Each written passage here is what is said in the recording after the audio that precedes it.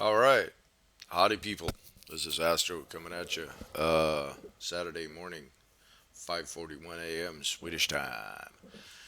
It's been an interesting ride these past few weeks or a month since I posted last. I guess I haven't checked the dates on the previous videos, but yeah, the 90-day challenge kind of fizzled for a week or two, and had to pick it up again, start over, and it kind of got intense for a while, and I buckled down and got on a morning regimen of some qigong exercises. I started getting better at doing taking breaks at the computer, and particularly whenever I get up to get like a coffee, water refill, or hit the head or whatever, I make an effort to do some exercises.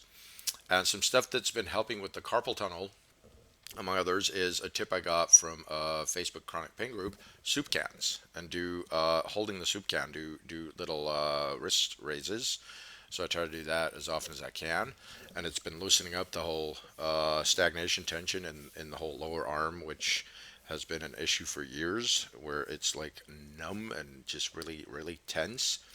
This portion here, where I rest my hand to use the mouse, is like, yeah, it's not responding still, and I'm working on like some stretching, massaging, and just kind of getting that loosened up, which is kind of helping, and also making an effort to use my mouse with the left hand instead, because the right one's completely exhausted.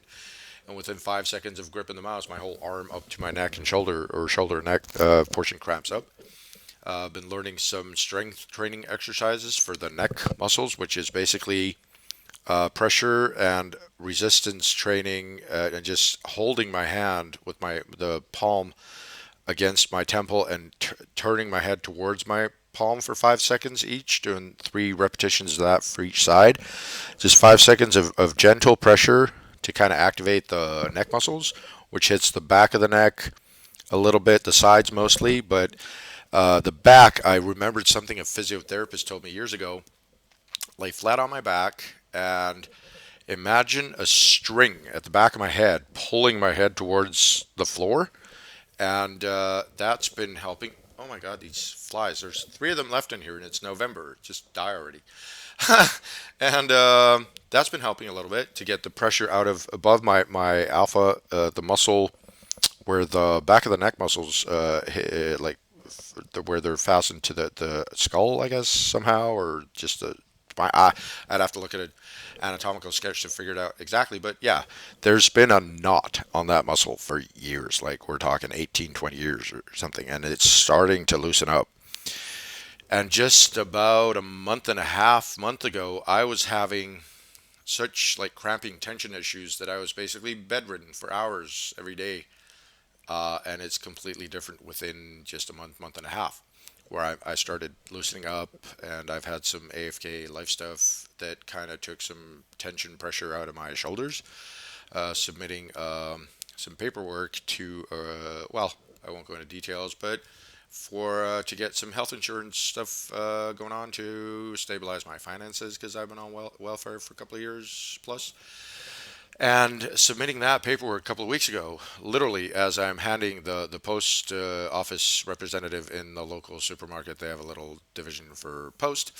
I hand her the paper work in an envelope, and she weighs it to make sure the postage is correct.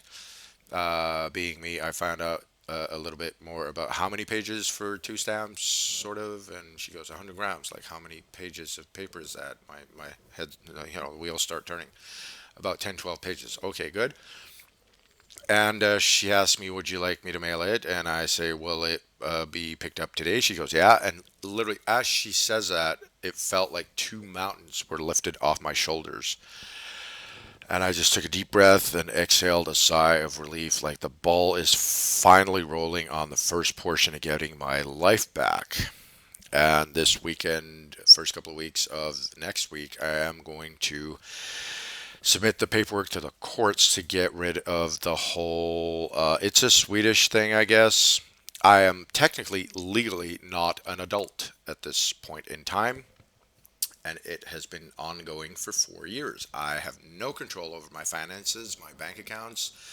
I have a charge card that does not work online. I cannot have online identificators like those little, you know, thingy thingamadoohickeys and the mobile apps and stuff to authenticate online, which are issued by the banks and required for any kind of government contact and stuff. Like all the paperwork I'm submitting to the insurance stuff, I can't do it online, and I cannot access my medical journals online because it requires authentication. I cannot communicate with the welfare office online.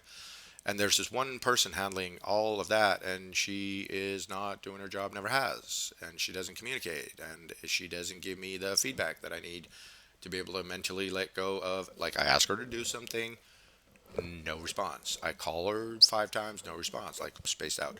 I send her an SMS, no response, and it's been ongoing for 4 years. Pretty much daily stress. And the way I ultimately dealt with that is 2 half-hour conversations and a week or two of detailed emails, which I asked to be entered into my file with the government agency in the municipality that handles these people that are assigned to, caseworker kind of deal where they're like on in a government position to manage somebody's finances and all their paperwork and stuff.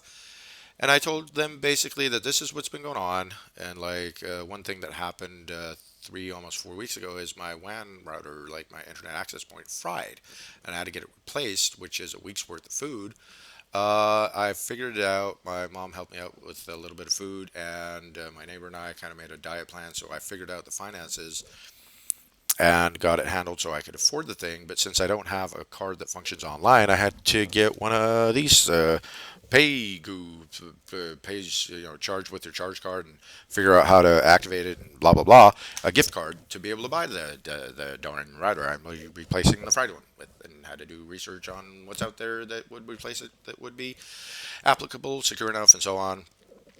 And yeah, got that handled. And I asked my this I asked this government official person at the municipality, like, I need to buy this, and she goes, well, you need to email this förvaltare person, which is the title they have, which basically means handler, I guess. Email her the details about what you need purchased, and she comes up with this idea. Oh, well, there's no money left on the account, and all you have is your weekly allowance for food, and I'm going to contact the welfare office and apply for an extra grant for this electronics that you need. And I'm like, that's never going to fly. And I call and I verify. I call the manager of the welfare office, and she said, no, that's not something we normally approve. And I'm like, I knew it. And this Förvaltare person is under the assumption that I'm somehow going to, starve for a week just to buy this thing. So she puts the money on my account. I'm like, I asked you to handle it. And now I have to go through the process of paying extra money for a gift card so I can buy it.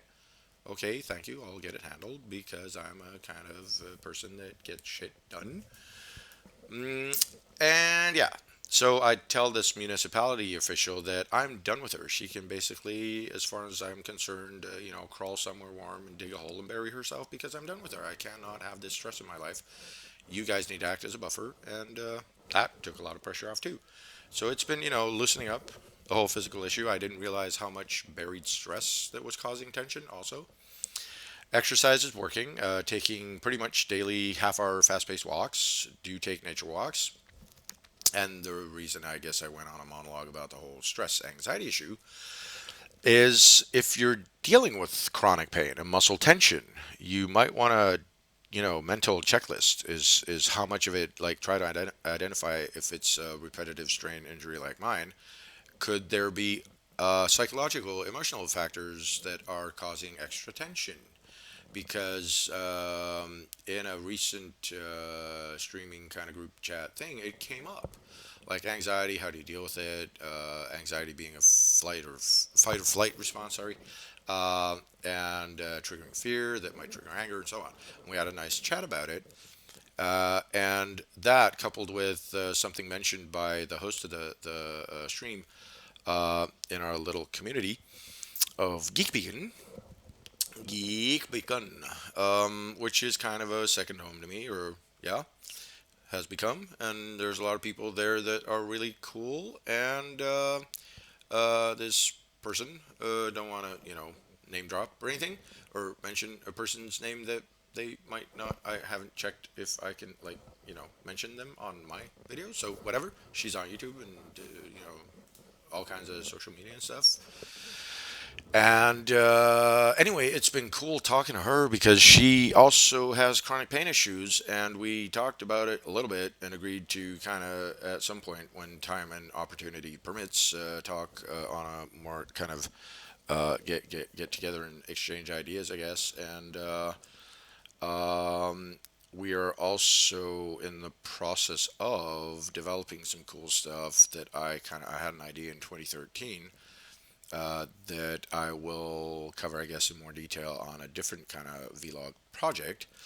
Maybe on my YouTube, maybe I'll start a separate channel for it. I don't know. I haven't figured it out yet. But upcoming info about some stuff that might actually be beneficial to people dealing with these kinds of both anxiety issues, whatever mental health issues, and we're all getting together in a couple of different communities, exchanging ideas. I'm, taking notes and trying to incorporate that into my project.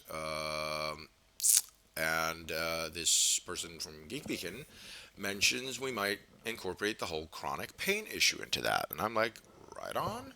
Excellent idea, and it kind of started an avalanche of ideas in my head. So, having had, 20 years of basically suffering from chronic pain and finally managing to deal with it in a constructive, creative fashion, I'm learning a lot. And one other thing as a summary, TLDR, as I have been monologuing for almost 12 minutes, progress has been made. I'm feeling a lot better physically, like I can actually rotate my shoulder again. Yay. And my arm goes a little higher up. It's like, wow. My whole rotator cuff mechanism is starting to heal, and the whole tendonitis bursitis issue is getting less and less. But I did notice one thing, and this was something confirmed to me by a person who had been injured, had spinal injury and stuff that I talked to on that recent voice call that we had just this morning. Take it real easy. Start in like baby steps, like my kid sister's been telling me for years. Start small, and if you're trying to get some light cardio in and you can only make it around the block once, and you kind of fall over winded, then that's your limit. And if you start experiencing, like, because the opinion was voiced, and the concern rather, like, how do I gauge, like, so as not to cause additional pain or hurt myself? And there's, if you have, like I did, anxiety and a little bit of fear about hitting the gym, as my physiotherapist recommended, and she did kind of emphasize that start small, 5 minutes of stairmaster, and then take a break, have some water, catch your breath for as long as you need. 5 minutes of elliptical cross trainer, I guess. Take a break, have some water, catch your breath, and then 5 minutes of the rowing machine and start there, like 5, 5, 5, and just start there and kind of find your comfortable like limits so as not to hurt yourself. Because the last time I tried to hit the gym 8, 10 years ago, I went at it, balls to the walls, kind of Terminator. Yeah, I'm going to get some exercise. And I ended up hurting myself after about 5 minutes, and I was in so much pain I could barely move for a week or two. So you got to take it easy when you've been dealing with muscle tension, chronic pain, whatever. Start small. Walk around the block. If that's your limit, then do that for a week or two, and you'll build up some endurance, some tolerance, and you will increase. It's all about repetition. Do it every day, twice a day. Build up. Start small, build up. I take nature walks, and I also started a little kind of internship, creative arts kind of training project that I touched upon for a few months in the spring. But because of COVID, it kind of fell apart over the summer, and I picked it up again last week, which was really awesome. We did some creative stuff, and I have some people there that I can talk to that are kind of comfortable with me, and I'm comfortable with them, I guess, and we're kind of vibing. And one of them's actually a childhood classmate's mom, as it turns out. I'm like, oh, you're his and his mom? Cool. I thought I recognized the face, but names escape me, as they often do. And we're kind of on the same level intellectually. Had some experience with. She also had electric shock therapy, which I had 3 sessions of, with which basically, pardon my French, fucked up my memory and stuff. Like my eidetic memory is only now coming back, like instant recall and timelines, and there are some memories that are just flat out gone, which is a new experience. I'm like trying to trace back some stuff and some trauma that happened that's just fried away in the epileptic seizure that was caused under anesthesia in a treatment that was like forced upon me. I had no choice. And these doctors were like, yeah, you got to fast today because you're having ECT tomorrow. I'm like, what's that? Electric shock therapy? I'm like, what? Yeah, tomorrow morning you're going to be sedated and we're going to like juice you up. And like, it's akin to sticking a fork in a wall socket. And I'm like, no, wait. And they're like, yes. I'm like, no. They're like, yes. So that happened a few years ago. Fucked up my memory, pardon my French. And I found out that there's, two camps in there, beneficial or, torture, and not. Don't do it. Whatever. So I'm doing some research and figured out from this one childhood classmate's mom, she had 9 of these treatments and it affected her memory. And I can apparently get some kind of, you know, whatever, justification and compensation for it because this is just my opinion. And no offense to those people that have actually been somehow felt that they've been helped by ACT, but it is akin to torture to me. It is not beneficial. It fucks up your memory and it causes brain damage basically, and that's from personal experience. So, interesting tidbit on that. A friend of mine is writing he wrote his bachelor's thesis, I guess, also, or paper on ACT, and that was kind of put on ice because he found out some new research stuff, did some more research, found out some more stuff, and is doing his master's thesis as a doctor, practicing doctor currently. Just kind of a residency thing on ECT, electric shock therapy. I talked to him just the other day, and we've been friends since I was 15, and we're kind of on the same level, like intellectually also. And we had a 15-minute chat because he was at work and agreed to hook up for coffee or whatever. He invited me over. He's like, yeah, come check out my new place. And like I know his mom really well, and she's involved with the whole mental health care local people there, and she was my handler for a few years. She's known me since I was 15, so when I found out that I was going to be seeing her instead of some stranger in '09, I guess it was, I wept in relief. I was like, oh, right on. Someone knows me from way back when and knows that I've been, kind of, I guess, a little bit of an outsider and a weirdo for most of my life and kind of got bullied and picked on and shit. But interesting how I've learned about processing trauma and that what I have is not technically PTSD, it's sequences of traumatic experiences, and there's no actual label for that. It is described as recurring sequences of traumatic experiences, where my psychologist covered that on the last networking meeting we had with psychologist, psychiatrist, the manager of the boss of the division, their local outpatient care unit, and my handler. And we're sitting there having supposed to be an hour, and it went kind of overtime, and we agreed for the next meeting in December we would allot 1.5 hours, because I do tend to monologue and digress. But my psychiatrist is noticing and acknowledging and putting in my journals that having a high energy level is my habitual state of being. It's normal for me to talk a lot, fast, and so on. And I'm learning better communication skills, how to become better at listening and letting other people talk. But I do have to point out to people when we're on a phone conversation or just a voice chat that, I don't take offense at straight up being told to shut up or shush or whatever.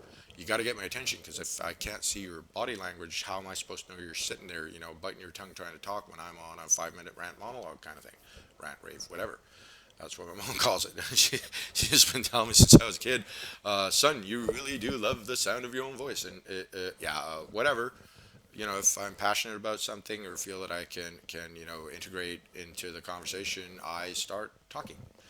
And I'm becoming a little bit more aware of the whole, like going into listening mode and learning, training how to read body language, facial cues, eye movement, to notice when other people want to talk. Because sometimes I go off on a tangent and I space out in my own little world, and I just don't pick up social cues and whatever.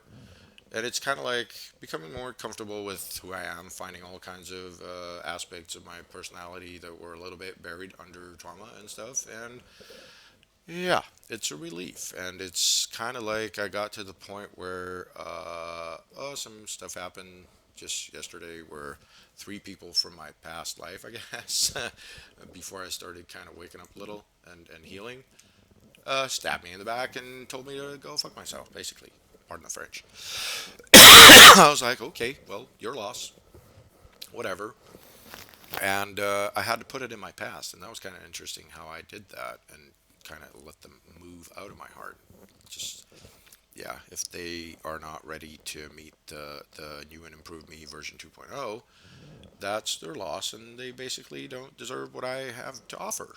Is what I had to all day yesterday. I was processing this, just going back over memories and interactions, and this one of the persons I've known since I was 18, the other dude I've known since 2004, and the third person is my ex-girlfriend that I used to live together with for a brief period of time of about a year, year and a half. Then we were off and on again, off again for a year or two.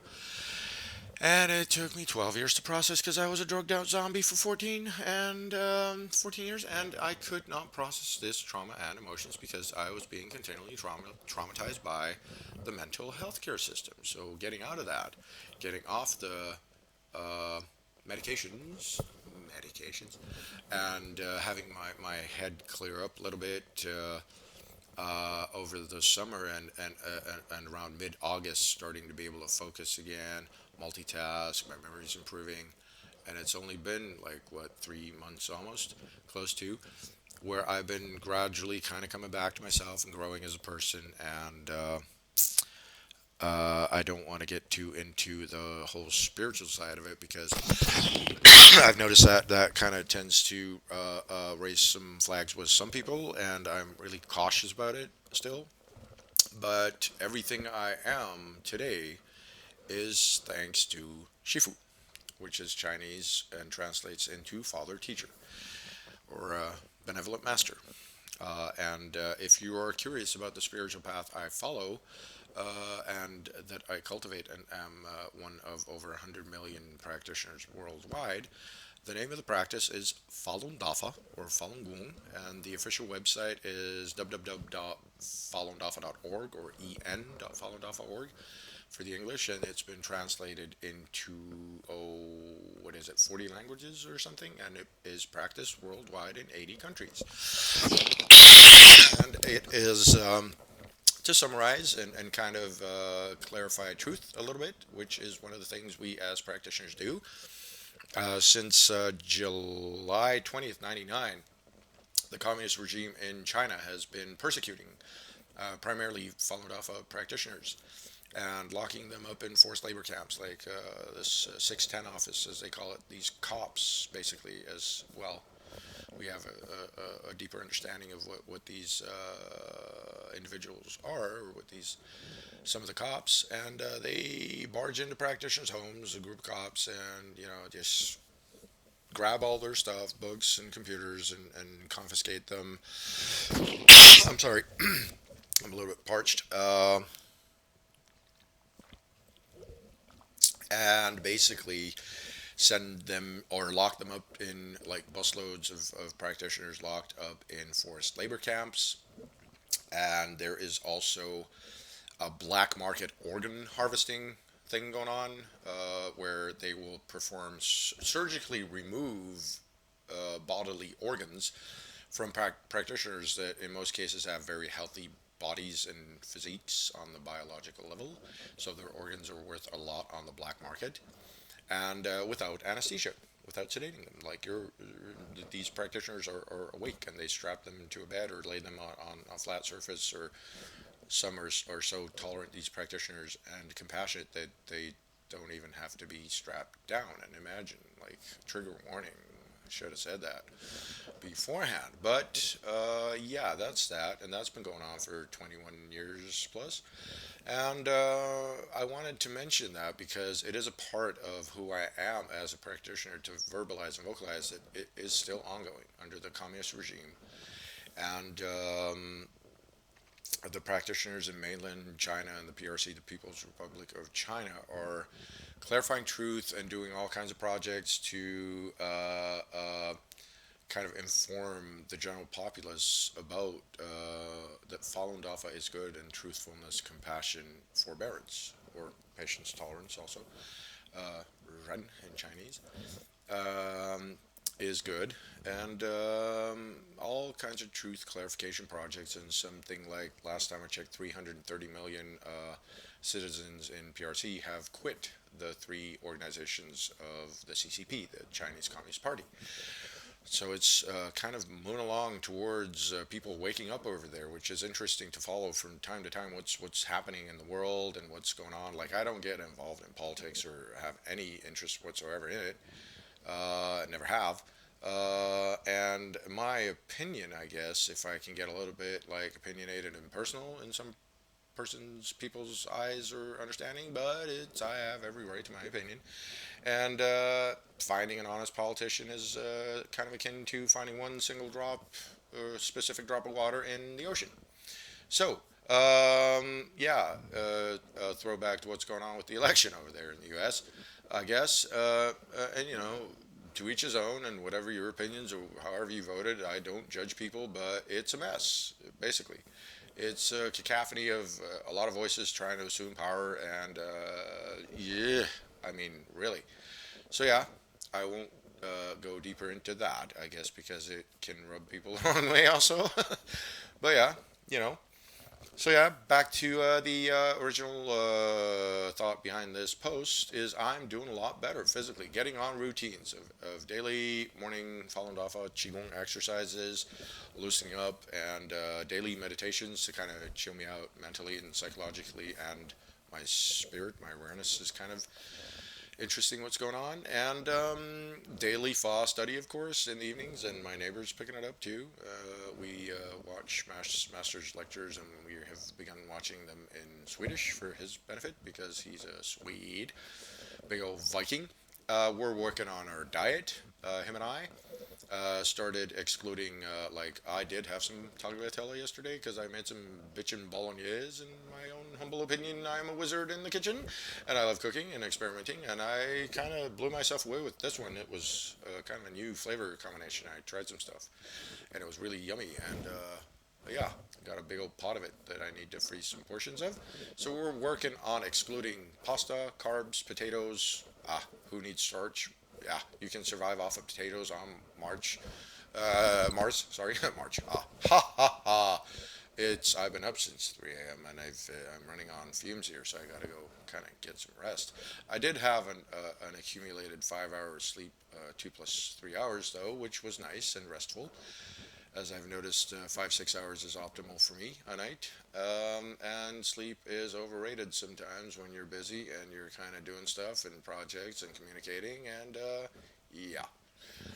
But yeah, regular sleep, regular exercise, working on the diet, get this whole obelix thing handled, the obesity caused by big pharma stuff. Ooh, the medicine. Okay, yeah, I have very strong opinions about that stuff too. So if that kind of puts you off, then yeah, do some research is all I need to. Independent research, and not all doctors know what they're talking about. They are medical doctors, and I have some pretty strong opinions about that too from personal experience and from observing what has been going on around me, being locked up in the psych ward probably about 20 times over the years. So meeting all kinds of interesting, cool people in there that were in similar situations, basically, and had no choice but to lie down and get an injection, and they were zombies for a while.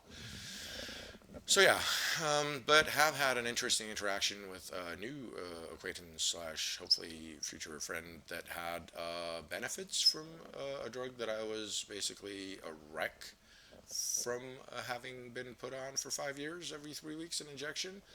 And she had a completely different experience, so that was interesting. We had a few hours of voice chat about it, so I got her perspective, and I kind of will incorporate that into my research and see if there are any benefits to this big pharma chemical compound concoction at all. Because she's basically the first person I've met that had a positive experience from it and felt that it helped her. So we're gonna, I guess, continue that conversation, her and I, and I'll kind of try to find out more about how she has benefited from it. Because in my experience, it is nothing but pure poison. So, chemical lobotomy comes to mind. Yes. Yeah. I'll end there because this is half an hour long, but I guess I haven't posted in a while, so I wanted to update whoever, the handful of people that follow my channel and that might see this in the future. And I don't apologize for my opinions because they are formed in experience, wisdom, and yeah, truth. I speak the truth. If you have issue with anything, feel free to comment. But any heated or such arguments will be filtered, and if anyone is being an asshat, your comment will be removed. But constructive, creative, civilized dialogue, I welcome it. And if you have any personal experience with anything that I've covered, diet, exercise, chronic pain, anxiety, fear, anger issues, whatever, feel free to comment and like, follow, whatever you want to do. Basically, I don't make any, I don't have any expectations about where this is going. This is kind of just a thing I started doing because yeah, I have some stuff to say, I guess. And whoever wants to listen chooses to do so in this particular forum. And it's therapeutic for me, I notice, just to talk about this stuff. And every time I kind of, I get the memories in my head and I see all kinds of stuff, memories, and I get to process the trauma that I've been through. And it's not just, the psychiatric mental health care, it's some childhood stuff too that came up. And I've been told by numerous people that, oh, you should write a book. Oh, you should go on a lecturing tour, like this national organization for mental health care approached me last year or in the spring or whenever. Yeah, spring. And they asked me if I wanted to become an ambassador for them and go on tours around the country lecturing about my experience with mental health care and stuff, which I might pick up maybe in the spring or summer and see. They can send me to their training seminars and whatever, and I'll give it a go. I've written a lot of stuff for the years. Picked up some boxes from my basement with like 500-600 pages of notes from a few years back. Getting my original knock equipment, my servers over here from my parents' basement where they're currently accumulating dust, and get that hooked up, which has a lot of documentation, research, and stuff on it. Also, I've written, probably about 25 pages of documentation since my head started clearing in August-ish, which are these insurance claims and the court stuff that I need to edit at some point. But as I kind of exhausted myself, I'm on a break from keyboarding right now, trying to figure out maybe a better solution with voice to text. But the solutions I've tried do not understand my very guttural kind of farmhand Swedish. If I speak in a Stockholmian accent, it gets it, but that's not my natural accent, so it kind of felt a little bit weird to have to disguise my or pretend my accent just for it to understand me. And I did notice I had a background track on one of my videos, so I'm figuring out, because it alerted me when after I'd posted the video, the algorithm, I guess, caught the song. So I'm trying to figure out this Creative Commons licensing thing. Like, I guess it's okay to have a background track that is copyrighted according to the YouTube Creative Commons license, as long as you mention it in the description, which I neglected to do on that video. But I would like to make a recommendation for a track that is kind of the morning music here. And I guess as I wind this down, I'm going to play it, which is Fort Minor, the artist or artists, and the track is Remember the Name. So I'm going to up the volume here and just kind of groove with it. I guess my mic is crap. I'll be getting a better one, but damn, this dude got mad flow, so yeah. 20% skill, 15% concentrated power of will, 5% pleasure, 50% pain. Lemonade. Yeah. West Coast. I don't know where this guy's or these guys are from, but total Cali vibe going on here. Thug life and all that. My homies over there, man. So yeah. Okay. 35 minutes. Whoever made it this far through the video, right on. You're a patient person and tolerant. That's a good quality. And I guess I'm just gonna end it with this. These vibe. I started dancing again, which is fun. 30 seconds and I'm laying flat on the floor trying to catch my breath, basically, or sitting down just panting because my cardio's shot. But I did quit smoking a month and a half, 2 months ago, and I'm still kind of hooked on nicotine. So I use the, dip or whatever, and I will phase that out. My neighbor's been giving me kind of pointers about it because he quit nicotine. So he's like, you should quit. And I'm like, you don't understand. My dopamine production has not been restored yet. My D1, D2 receptors from the big pharma chemical concoctions is not recovered yet. But as I'm taking DAFA more seriously, I will recover. So, you don't believe the kind of shit that comes out these kids' throats.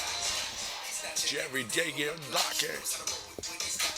Way to the top. People last gave them the bird. There's time for an acronym. In the booth, get you buzzing quicker than a shot of vodka with juice. Dedicated to what they done, 100%.